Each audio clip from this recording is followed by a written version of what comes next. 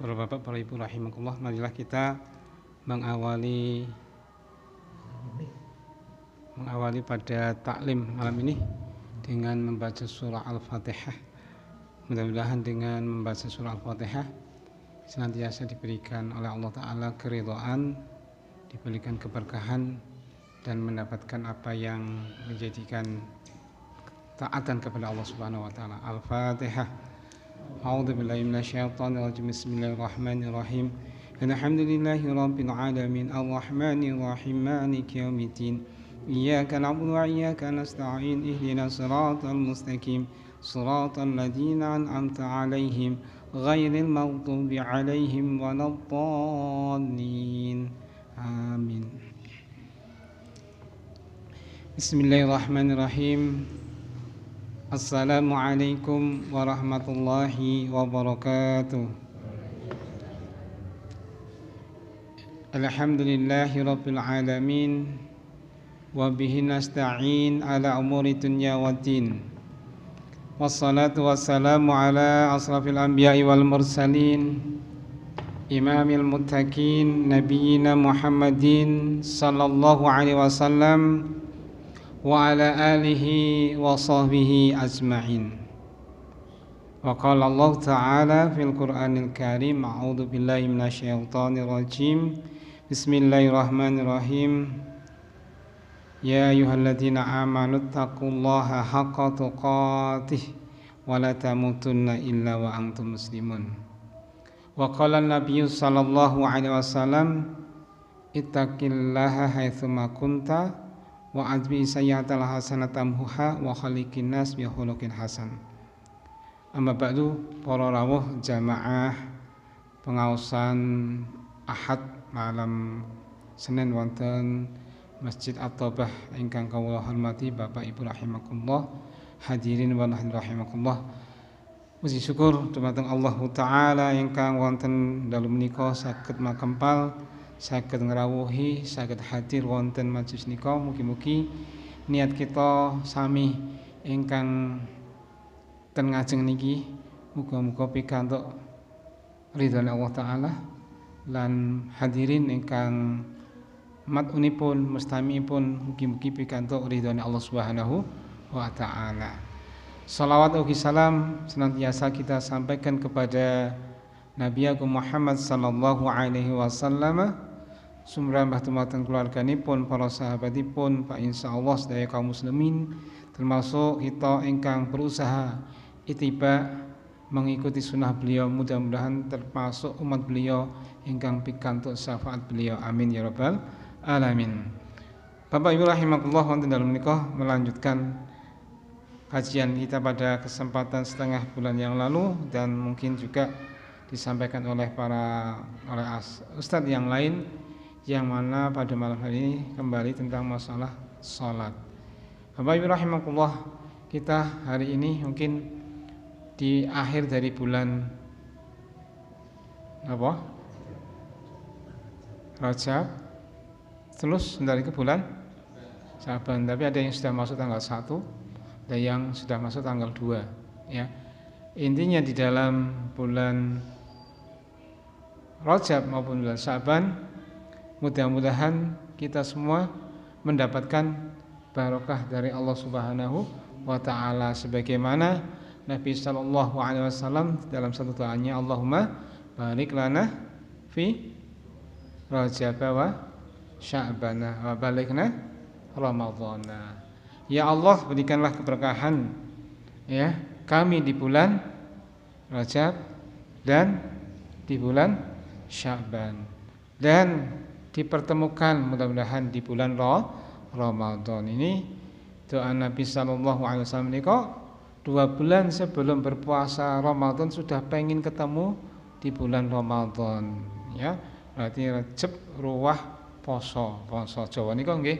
Berarti Rajab, Sya'ban, Ramadan. 2 bulan sebelum memasuki bulan Ramadan sudah pengen ketemu di bulan Ramadan. Nah, kira-kira kita pengen tidak ketemu bulan Ramadan? Hah? Pengen apa? Pengen nggih? Nah, mudah-mudahan nggih kesempatan waktu yang Allah berikan menika di bulan Sya'ban ini, mengawal bulan Sya'ban, mudah-mudahan nanti ketemu mendapatkan bulan Ramadan, kita terus meningkatkan ibadah di bulan Ramadan, karena bulan Ramadan adalah bulan yang luar biasa di mana berbagai macam amalan pahalanya ditingkatkan oleh Allah Subhanahu wa taala. Wonten dalu menika kalau disampaikan kepada materi tentang masalah salat pada pertemuan yang lalu, yakni tentang syarat-syarat daripada sebelum kita melakukan salat. Di antaranya inggih menika kita harus bersih badan, bersih pakaian, dan bersih dari tempat salat, dari barang-barang najis. Nah, kita ketika berdiri sebelum melaksanakan sholat harus melihat tempatnya. Tempat yang kita sholat itu mushola ataupun masjid, atau tempat yang lain ruangan untuk kita sholat, itu harus bersih dari barang najis. Pakaian kita yang kita pakai pun demikian, harus bersih dari barang najis, ya. Kemudian badan kita pun yang kita akan melaksanakan menghadap kepada Allah pun harus bersih dari barang najis. Ini namanya syarat dalam sholat. Nah, melanjutkan daripada itu semuanya, kita juga ya harus bersih atau suci dari hadas besar dan hadas kecil. Nah, pengertian hadas, baik hadas besar maupun hadas kecil, bahkan ada najis, ini korelasinya, hubungannya pun sami ketika kita akan sholat itu ya otomatis perhatian terhadap barang najis napa mawon, lan sing jenenge hadas niku napa mawon. Hadas menika, hadas kita harus bersih dari hadas, nggih, dan juga kita terhindar atau lepas dari barang najis ketika kita mau sholat. Hadas niku menapa? Hadas niku perkara, hadas menurut istilah niku artinya sesuatu yang baru, perkara sing baru, artinya keadaan yang baru. Sesuatu yang baru. Dan hadas menurut syar'i, sesuatu yang menghalangi keabsahan untuk melaksanakan ibadah apa saja termasuk sholat. Jadi sesuatu yang menghalangi keabsahan sah dan tidaknya misalkan sholat, maka itulah namanya hadas. Apakah hadas itu ada atau tidak? Kalau hadas itu ada, maka ini bisa menghalangi, merusak daripada ibadah sholat misalkan demikian. Nah, ini semua harus dihilangkan. Dan hadas itu ada dua macam, hadas besar dan hadas kecil. Hadas besar itu apa? Hadas kecil dulu. Hadas kecil itu apa? Hadas itu sesuatu yang keluarnya ya dari kedua alat kelamin ataupun dari kubulan dubul, bahasa demikian. Dan hadas kecil ini contohnya adalah membuang air kecil atau baul. Ini salah satu yang menyebabkan hadas. Yang kedua adalah membuang air besar atau haid ataupun berak, demikian ya. BAB ya namanya nggih. Terus beol nggih. Istilah Jawa Barat itu beol Pak nggih. Nggih. Terus yang selanjutnya masih dari mengeluarkan lubang yang namanya dubur, yaitu kentut. Ya, ini kan sesuatu yang keluarkan dari mana? Dari dua lubang. Ini namanya hadas.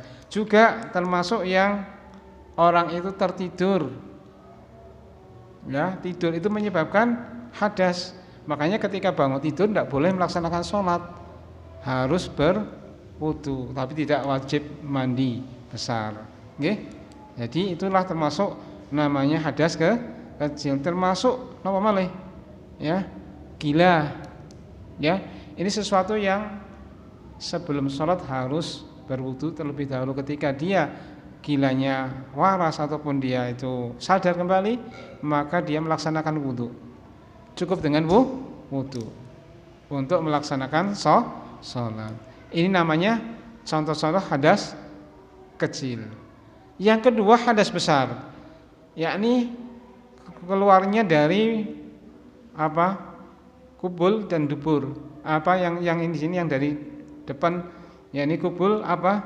Keluarnya mani, cairan yang disengaja karena ada kenikmatan tertentu, itu karena seperti itu yang menyebabkan hadas besar. Ataupun tidak keluar maninya, ya, tetapi nusawi ini sedikit bahasanya jorok tapi ilmu, kita harus tahu. Yang kedua apa? Ya ini walaupun tidak keluar maninya, tetapi dua alat kelamin ketemu, ini juga menyebabkan hadas besar walaupun tidak keluar.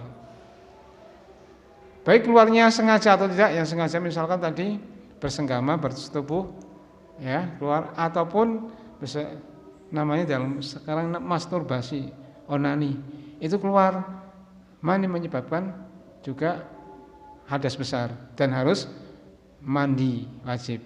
Termasuk walaupun tidak sengaja mimpi keluar, ini bagi yang baru balik, itu pun termasuk keluar maninya, akhirnya dia harus hadas besar dan wajib mandi. Ini adalah contoh-contoh termasuk yang hadas besar. Contoh yang lain, wanita yang nifas terkait dengan kelahiran.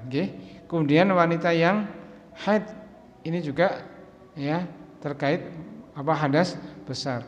Baik nifas maupun haid ini adalah khusus pada wanita. Bapak Ibu rahimakumullah, khusus ibunya, ya. Ibu paham mboten sing namanya haid dengan satu lagi istihadah. Nah, nifas itu jelas ya terkait dengan kelahiran. Itu nifas. Tapi yang kedua ini dua hal, yaitu haid dan istihadah ini kadang-kadang ibu-ibunya saja sendiri bingung. Haid itu bagaimana, istihadah itu bagaimana? Kalau haid, seorang wanita haid maka tidak boleh melaksanakan sholat, tidak boleh melaksanakan puasa. Ciri-ciri apa? Yakni ya baunya busuk, warnanya hitam. Dan itu biasanya ya peredaran atau keluarnya siklus daripada ibu lebih tahu. Kalau di dalam kitab disebutkan hanya sekitar ada yang seminggu, tapi masing-masing wanita, masing-masing perempuan berbeda-beda, ada yang seminggu lebih, relatif. Ini harus tahu. Kalau sudah didapatkan haid maka dia tidak boleh melaksanakan sholat, tidak boleh melaksanakan puasa. Terus bagaimana baca Al-Quran? Nah, ikhtilaf. Kalau baca Al-Quran, mereka yang sudah biasa seperti para asatidah yang biasa ngajar, ataupun para santriwati yang biasa tahfidz Al-Quran, maka menggunakan alat apa ini? Saternya, yakni apa? Kaos tangannya. Itu karena biasa melaksanakan tahfidz Quran, maka karena harusnya itu tidak boleh menyentuh mushaf Al-Quran, maka menggunakan pengamannya apa? Menggunakan kaos tangan. Itu pendapat yang lebih aman untuk menengahi, karena memang tidak boleh memegang mushaf Al-Quran, ya. La yamassu ilal mutahharun. Jadi tidak boleh menyentuh Al-Quran kecuali yang bersuci. Meskipun ulama pendapat mutahharun di sini adalah para malaikat, ya. Tapi yang mengatakan kecuali yang bersuci ya, yang tidak hadas besar, yang punya wudu dan seterusnya. Itu ikhtilaf. Maka sebagian dari para jalan tengahnya, ibu-ibu kalau dalam keadaan haid tetap baca Al-Quran boleh, bahkan tapi dengan menggunakan apa? Sater, yakni penutup, yakni kaos tangan. Jadi mushaf tidak disentuh langsung. Itu jalan tengah mekaten, ya. Kemudian kalau istihadah itu bukan nifas dan bukan haid, darah penyakit. Kalau darah penyakit jelas wajib sholat, wajib puasa. Nah, tiga ini. Kalau nifas sudah paham, tapi antara haid dan istihadah ini yang kadang-kadang bingung ibu-ibu. Nah, istri saya juga bingung lah, gimana? Bingung karena keluarnya siklusnya itu kadang-kadang tidak tetap. Kadang kok ini sudah berhenti, seakan sudah berhenti, kok keluar lagi, ya. Nah ini ibu-ibu sing pengalaman, bapak betul pengalaman, bapak betul gak ada pengalaman kita. Nah ibu sing ngertos. Nah sifat daripada darahnya kalau itu hitam, kemudian baunya busuk, itu haid, ya. Tapi kalau yang bukan itu, ya keluarnya kok jarang, itu berarti istihadah. Kalau istihadah berarti apa? Wajib sholat. Kalau memang istihadah langsung mandi apa?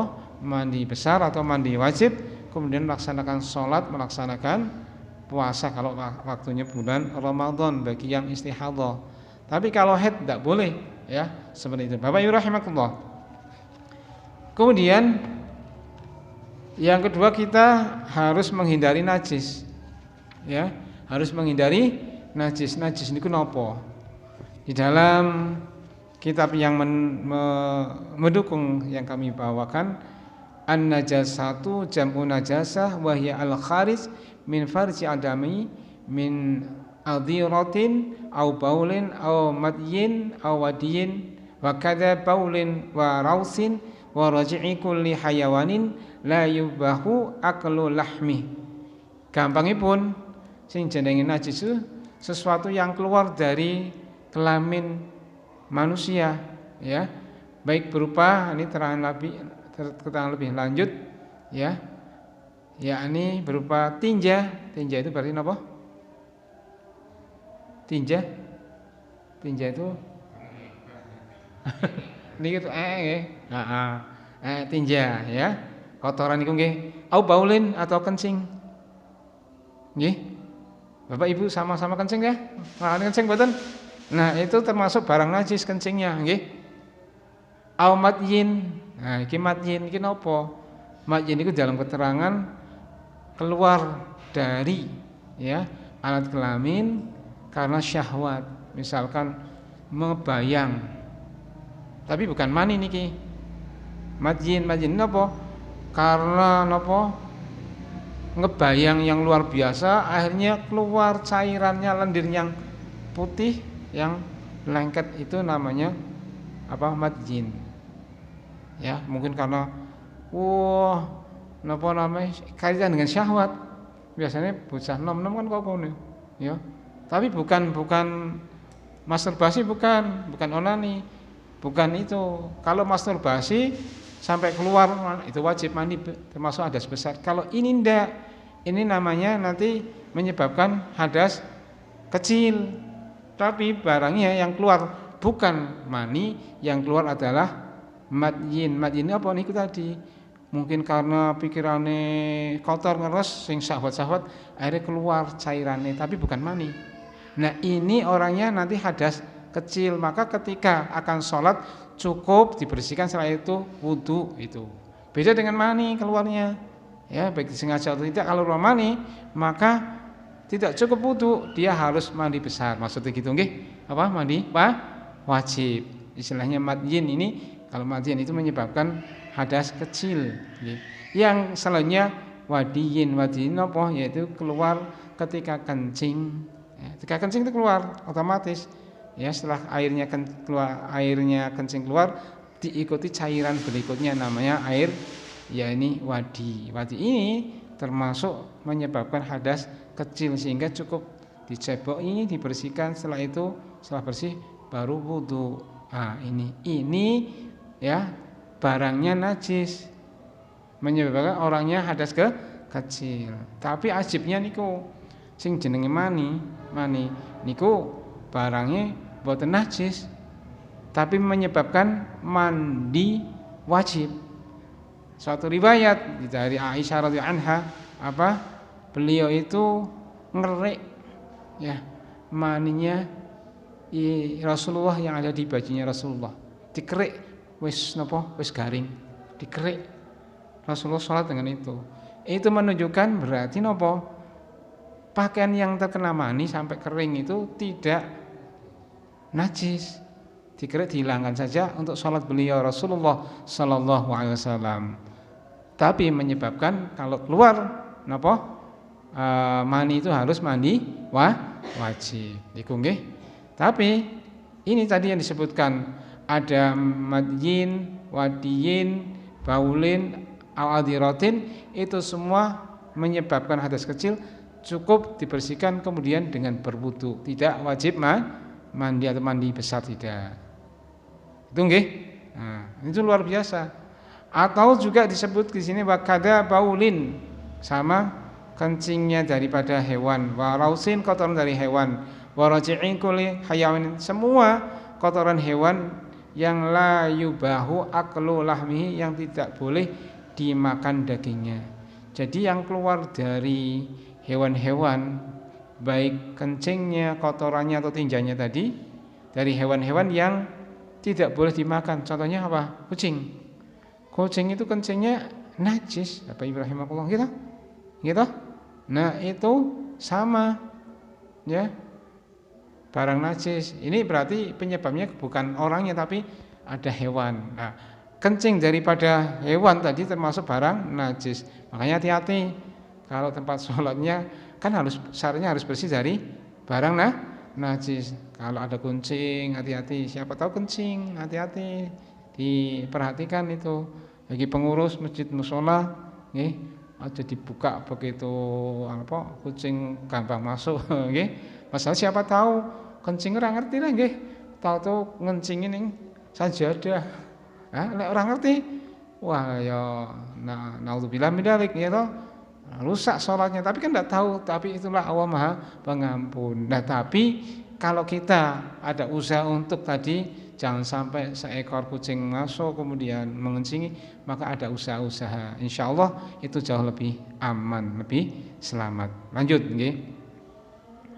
Wa kadama kana katsiran fahishan. Demikian juga pula hal-hal yang perkara-perkara yang jelek, yang tidak bagus, yaitu bukan bagusnya perbuatan tapi barang-barang sing kotor nggih, min damin berupa darah, itu pun termasuk barang najis. Ya, jadi kalau pakaian terkena darah itu termasuk barang najis, harus dibersihkan. Demikian. Wa au qaihin, sama nanah. Kalau kita terkena ada nanahnya pada tubuh kita ataupun pakaian kita bersihkan itu. Najis najis berupa nanah qaihin. Au qai'in mutaghayyir, ataupun muntahan-muntahan yang sudah mungkin berubah baunya ndak enak, mungkin muntahan karena suwi ning jero ngene gitu. Terus ketika dimuntahkan, ini termasuk barang najis Bapak Ibu rahimakumullah. Maka sebelum sholat kalau tahu itu dibersihkan dulu. Apalagi muntahan kucing gitu. Nah, itu sama-sama muntahan yang mana muntahan itu sudah berubah. Kalau muntahan yang tidak berubah bagaimana? Maksudnya ketika makan masih keluar lagi kelihatan barang yang dimakan. Tapi kalau yang mutaghayyir itu berarti wis agak lama terus keluar muntahan. Nah, ini termasuk barang najis. Maka ketika kita akan sholat seperti ini kita bersihkan terlebih dahulu baru kita melaksanakan sholat. Tentu wudu dulu tentu Bapak Ibu rahimakumullah. Nah, ini termasuk perhatian daripada tempat-tempat yang kita sholat harus bersih dari barang najis. Terus kita sendiri harus bersih dari hadas kecil, juga hadas besar, gitu kan? Jadi tempatnya ya harus juga bersih dari najis, pakaiannya bersih dari najis, kitanya sendiri bersih dari hadas. Jadi harus bersih dari hadas dan dari najis. Najis paham nggih? Mekaten nggih? Najis itu sesuatu yang tadi bentuknya napa keluar dari alat kelamin manusia, baik dari lubang depan maupun belakang, ya. Gitu nggih? Itu bendanya yang keluar, itu bisa maning, bisa waldi, bisa kencing, bisa berak Pak ya, BAB niku nggih. Itu namanya barang najis, dan sehingga orangnya itu mengalami hadas. Hadasnya ada yang besar, hadasnya kecil. Kalau keluarnya dari alat kelamin niku mani, ya hadasnya besar. Tapi yang keluarnya dari alat kelamin menika wadi ataupun madyin, maka itu namanya hadas kecil. Keluarnya juga kalau dari belakang, ya, dubur ini berarti apa? Contohnya apa? Air berak ataupun kentut, itu namanya kita hadas kecil. Kalau hadas kecil ketika kita akan sholat, kita melaksanakan cukup dengan wudu, dan tentu dibersihkan dulu Bapak Ibu rahimakumullah. Ojo isih nempel wudu bae. Nggih, niku nggih. Nah, ini penting ya. Ketika kita akan melaksanakan beribadah kepada Allah secara fikih, kita harus tahu ya, sehingga tidak boleh asal-asalan kita melakukan. Baik, di mana Allah Subhanahu wa taala pun berfirman di dalam surah Al-Maidah ayat yang ke-6, A'udzubillahi minasyaitonirrajim, Ya ayyuhalladzina amanu idza kuntum ilas sholati faghsilu wujuhakum wa aydiyakum ilal marafiqi wamsahu bi ru'usikum wa arjulakum ilal ka'bain wa in kuntum junuban fatahharu wa in kuntum marda aw 'ala safarin aw jaa'a ahadum minkum minal gha'idhi aw lamastumun nisaa falam tajidu ma'an fatayammamu sa'idan thayyiban wamsahu bi wujuhikum wa aydikum min ma yuridullahu liyaj'ala 'alaikum min harajin walakin yuridu liyutahhirakum wa liyutimma ni'matahu 'alaikum la'allakum tashkurun. Di mana Allah Subhanahu wa taala berfirman, ya ayyuhalladzina amanu he wong kang padha iman, idza kuntum rikalan sila arep salat ya berdiri ila salati maling salat faksilu mongko basuhlah wujuhakum ing pira-pira wajah sira kabeh. Jadi ketika kita akan sholat itu kalimatnya faksilu dibasuh, ora digebyur nggih. Dibasuh berarti ana istilahnya dibersihi, dikosok sithik lah. Ampun disemuting telas atau jiprat-jiprat ampun. Kalimatnya faksilu basuhlah, bukan ditelasi sing penting mboten. Ingat ini kalimatnya. Sing dibasuh napa? Wajahnya. Oke, wajahnya. Wajah niku batasnya pundi? Nah niki saya Bapak Ibrahim, ini penting. Wajah niku berarti antara niki batas niki bun-bun niki sampai nanti sebelah samping ada intil dan niki atat namanya kanan kiri sampai dagu sini Bu. Nah, ini namanya wajah. Ya. Baik Bapak mau Ibu sama. Ketika wudu itu membasuh wajah berarti harus semuanya tersentuh air. Semuanya kena air, ampun ya, tidak terkena air. Sebab ini sebagian ulama mengatakan termasuk rukunnya wudu. Kenapa? Rukunnya wudu. Kalau rukunnya wudu itu tidak atau kurang, maka wudunya tidak sah. Jadi masalah wudu. Mau sholat otomatis berpengaruh kepada sholatnya. Makanya inilah termasuk rukunnya wudu adalah satu membasuh wajah. Batasan wajah makatan tadi. Ini penting ya. Wa aidiyakum dan tangan-tangan sira kabeh ilal marafiq temokone sampai kepada siku.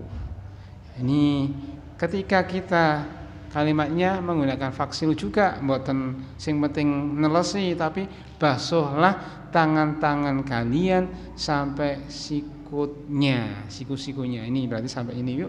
Jadi ketika membasuh daripada tangan itu sampai apa? Sikut. Jangan sampai hanya epek-epek sini aja, nggih. Nah, ini menyebabkan tidak sah wudunya. Kalau tidak sah berarti berpengaruh kepada sholatnya juga tidak sah. Ini langsung ya ketika kita, tapi insya Allah sudah biasa nggih.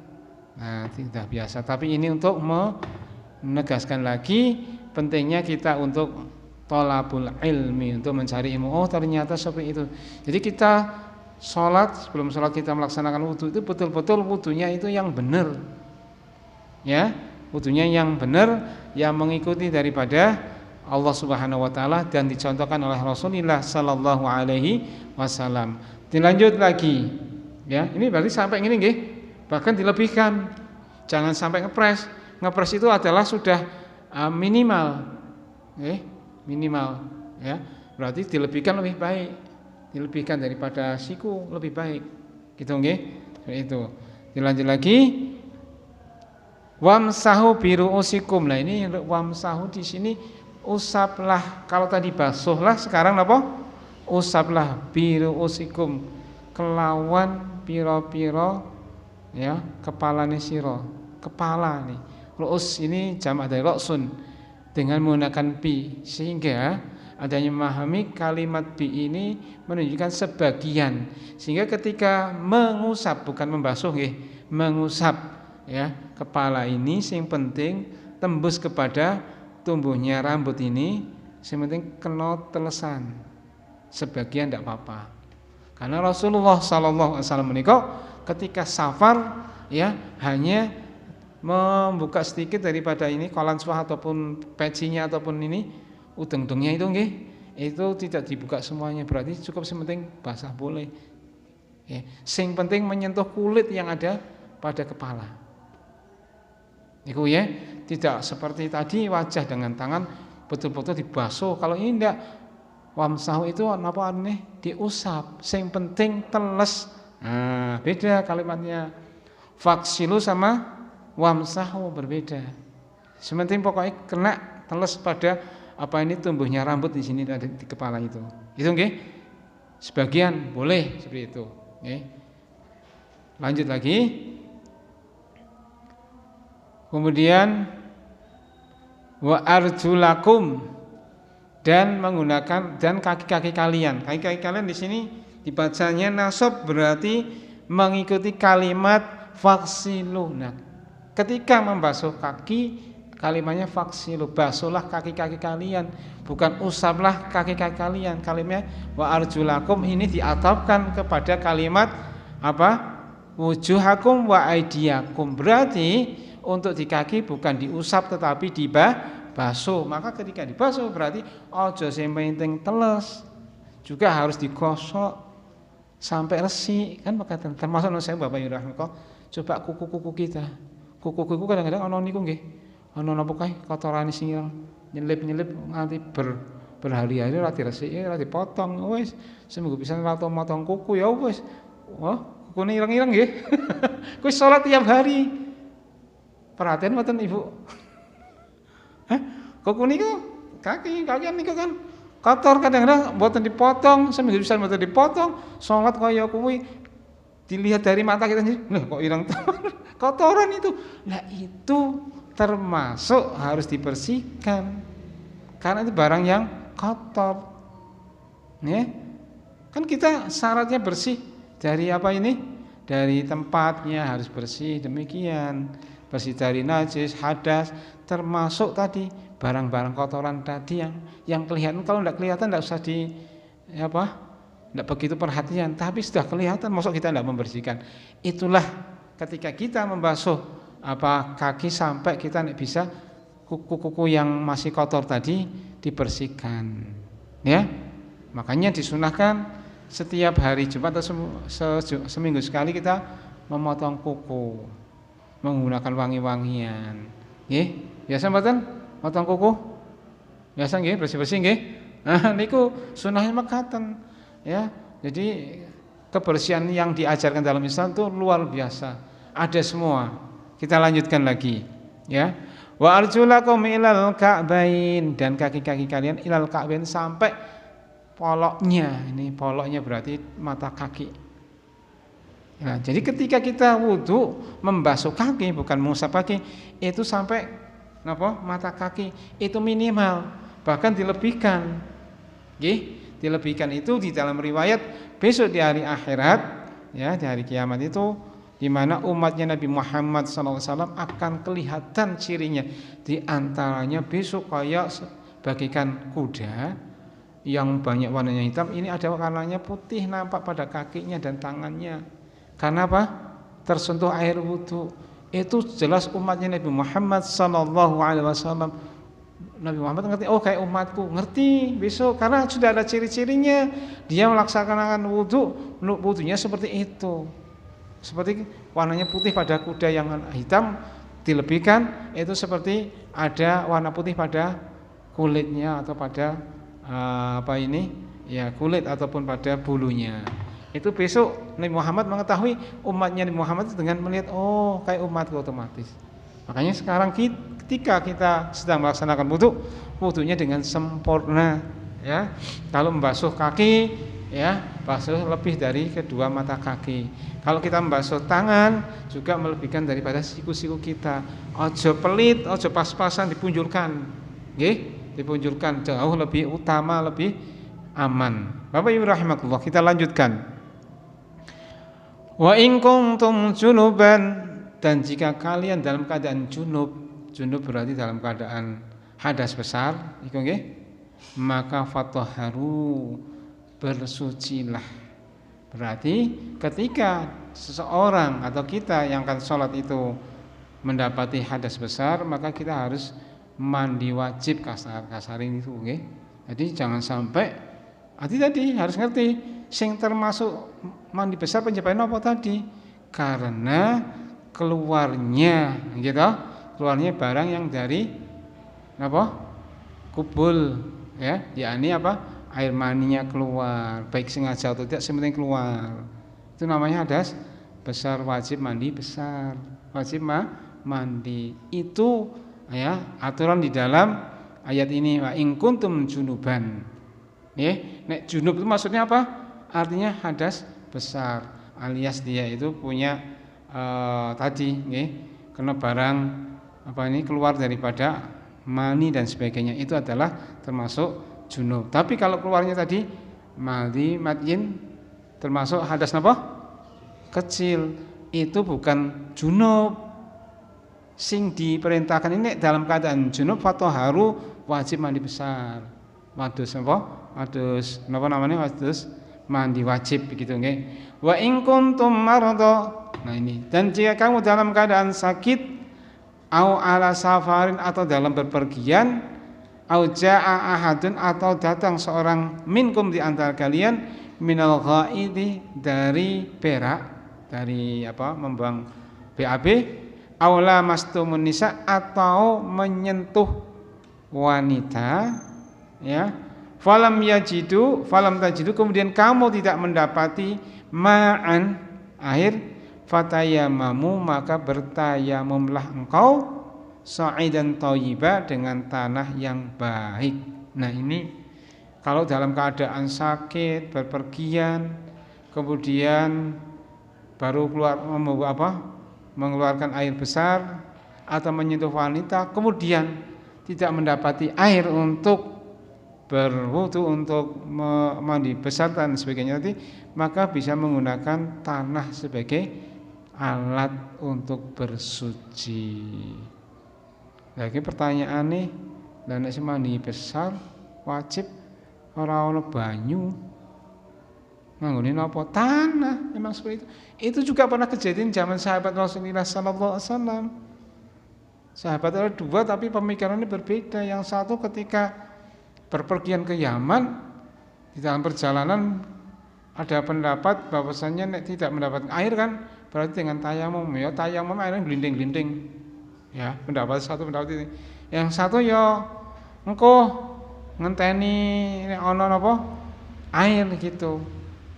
Ya kan gitu.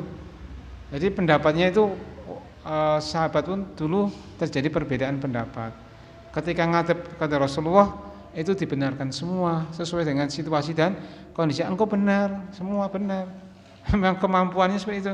Jadi Rasulullah tidak menyalahkan, menghargai, menghormati daripada perbedaan para pendapat sahabat sallallahu radhiyallahu anhum. Demikian. Ya, jadi Rasulullah tidak langsung memutuskan kamu salah yang benar tidak, tapi betul-betul membimbing, mengarahkan kamu betul, tapi cukup untuk kamu, yang lain tidak, kamu betul seperti itu. Ya, sama sebagaimana contoh kemarin Rasulullah sallallahu alaihi wasallam ketika ada orang Badui yang kencing di masjid Madinah waktu itu beliau itu tidak langsung ya menghardik atau memarahi, walaupun sahabatnya itu memarahi bahkan pengen mengusirnya, tapi Nabi sallallahu alaihi wasallam melarang para sahabat, tidak usah, jangan, biarkan dia hajatnya sampai rampung. Baru rampung setelah itu diterangkan, fulan, kamu tahu ini kan masjid ya, masjid itu untuk zikir, untuk mengingat kepada Allah, maka harus tempatnya suci ya. Nah itu tidak langsung disalah, kamu salah kamu, tidak, malah menyuruh sahabat itu ambil air siram itu. Nah itu luar biasa, Rasulullah mengajar kepada sahabatnya tidak serta merta ada kesalahan, kemungkaran langsung dipukul jebret, tapi butuh adanya marhalah, tahapan, tingkatan. Karena apa yang dihadapi berbeda-beda. Jenengan menghadapi orang itu pun stratanya berbeda-beda, pola pikirnya berbeda, pendidikan budayanya berbeda. Tidak usah dipukul rata dulu, tapi betul-betul diarahkan. Contohnya Nabi SAW sama itu, ya kan? Maka masya Allah ya, yang namanya akhlak beliau maka disebutkan dalam surat Al-Qalam, wa innaka la'ala khuluqin azim. Sesungguhnya engkau Muhammad, Allah ada memuji, di atas akhlak yang agung yang mulia. Rasulullah itu ya luar biasa. Jadi ya akhlaknya itu sebagai panutan bukan hanya manusia tapi juga jin, bukan hanya umat Islam. Sebelumnya jauh lebih mulia karena Rasulullah memang sudah disetting oleh Allah Ta'ala jadi makhluk yang terpilih oleh Allah Subhanahu wa Ta'ala. Gitu. Nah, umatnya juga sama, umat Islam umat yang sudah terpilih, bahkan besok masuk surga lebih awal, tapi jolali masuknya neraka juga lebih awal. Gitu. Orang yang lebih surga, orang yang lebih neraka. Tapi alhamdulillah ya, kalau orang beriman mengucapkan kalimat la ilaha illallah mantap yakin, maka tidak kekal di neraka. Tidak apa? Kekal di neraka tapi sementara. Tapi sementara menurut saya Bapak Ibu rahimakallah nek bisa aja ngicipin neraka. Gitu. Neraka niku panasnya kaya napa? Nggih. Ya. Dibandingkan dengan panasnya di bumi ini sampai dunia ini sampai 70 ya, 70 kali. Bahkan neraka jahanam yang paling ringan siksaannya itu apa ketika kaki itu terbakar maka sininya kepalanya umep. Itu yang paling ringan. Mosok kita pengen ngisi kayak itu? Enggak nggih? Nah, nek bisa kita menjauhi itu, kita berusaha ketika sekarang ini masih hidup diberi waktu oleh Allah Ta'ala, kita jauhkan kemaksiatan yang menyebabkan apa? Akan diancam oleh Allah ke nerakanya Allah Subhanahu wa Ta'ala. Nah, itu yang terkait dengan masalah, kita lanjutkan lagi. Kemudian ulama nisa sama menyentuh wanita. Di sini ada perbedaan pendapat para ulama ya. Menyentuh wanita ada yang mengatakan artinya nempel. Ya, tiga versi pendapat ulama nempel. Pokoknya setiap nempel menyentuh wanita ya batal, misalkan berwudu batal. Ya. Nek mau sholat kok menyentuh wanita otomatis ya wudu. Yang wis duwe wudu menyentuh wanita nempelan kulitnya berarti ya kudu wudu. Itu ba'dul ulama, khususnya ulama Syafi'iyah. Tapi ulama yang lain, ulama Imam Ahmad misalkan, ulama setumun di sini dipahami apa? Itu artinya jima. Jima. Karena berdasarkan riwayat Aisyah radhiyallahu anha apa? Ketika suatu malam mencari suaminya. Siapa suaminya? Rasulullah SAW. Di mana ya? Ternyata sedang sholat. Tangannya ngemek-ngemek kakinya Rasulullah. Tapi Rasulullah tetap melangsungkan sholat. Ini menunjukkan sentuhannya dengan istri tidak batal. Itu pendapatnya Imam Ahmad yang didasarkan oleh Ibnu Abbas radhiyallahu anhu. Ya gitu ke. Tapi pendapat yang ketiga pendapat Imam Malik kalau menyentuhnya itu dengan syahwat batal. Gitu nggih? Ini pendapat berbagai ulama. Baik, ini pada kesempatan yang ada ini beberapa tuntunan tentang masalah ya sebelum syarat-syarat sebelum sholat, yaitu melakukan thaharah dengan berwudu yang termaktub di dalam surah Al-Maidah ayat yang ke-6.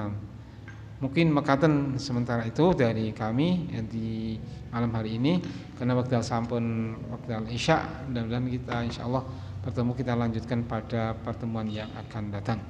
Akhirul kalam, billahi taufiq wal hidayah, nasul minallah wa fasun qarib. Wassalamualaikum warahmatullahi wabarakatuh.